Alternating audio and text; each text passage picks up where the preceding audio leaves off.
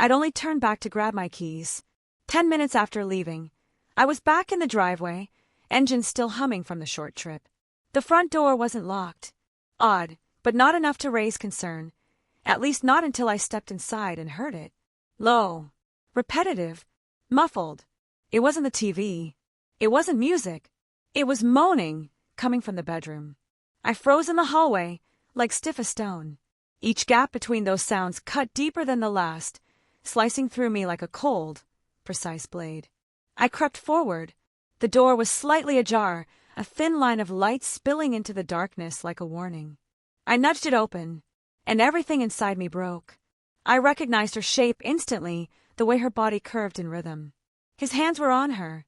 Her breathing wasn't strained, it was familiar. But the betrayal wasn't just about the act. It was who he was. My brother. I didn't say a word, didn't gasp, just watched. Long enough for the images to burn themselves into memory. Long enough to let the fury sink in. She noticed me first. Gasped.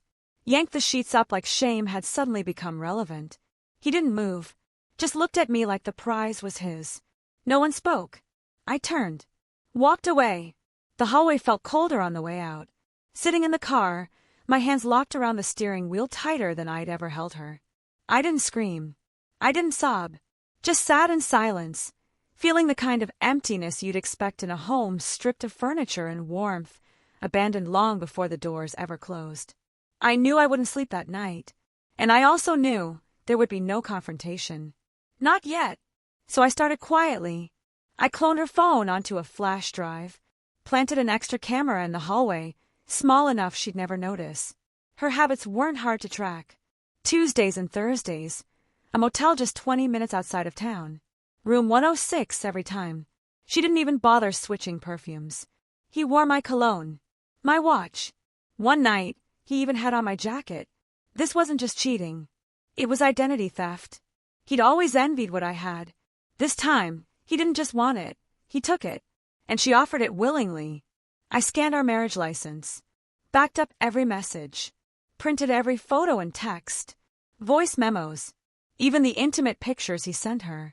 I watched them kiss in the kitchen, on the sofa, places I paid for, while working late to cover our bills. Neither looked over their shoulder. They weren't hiding. That was their mistake.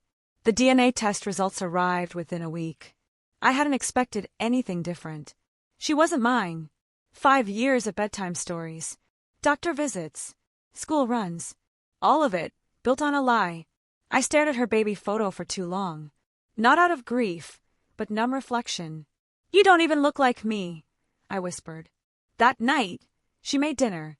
Laughed about something small. Asked if I was okay. I told her I was tired. Blamed it on work. Then I handed her the envelope. She opened it. I started between the lines. Silence flooded the room. Heavy. Stifling. I sipped my wine. "I can explain," she murmured. But I was already on my feet, clearing my plate. Not angry. Not rushed. Just done. The next night, I invited them both over. Told them I had something important to share. They arrived together. She wore the necklace I gave her for our 3rd anniversary. He brought wine like we were playing board games. I led them to the table. 1 chair each.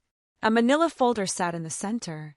Inside, photos, messages, DNA results, financial records, and divorce papers. I sat across and watched.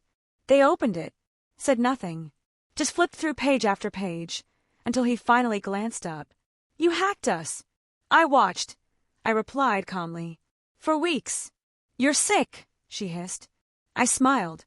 "No, I'm awake." Then I stood, walked out, left the door open.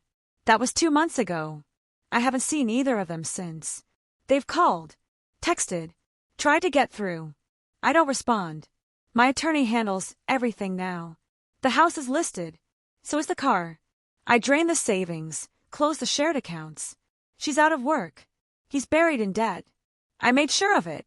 Their dream unraveled the moment they realized I'd seen it all. There's power in silence, even more in knowledge. And when people show you who they are, you don't forgive. You gather the evidence. You dismantle the illusion. Then you disappear. They stole everything they thought defined me. So I became something they never could have predicted. And the hallway. It's quiet now. Just the way I like it.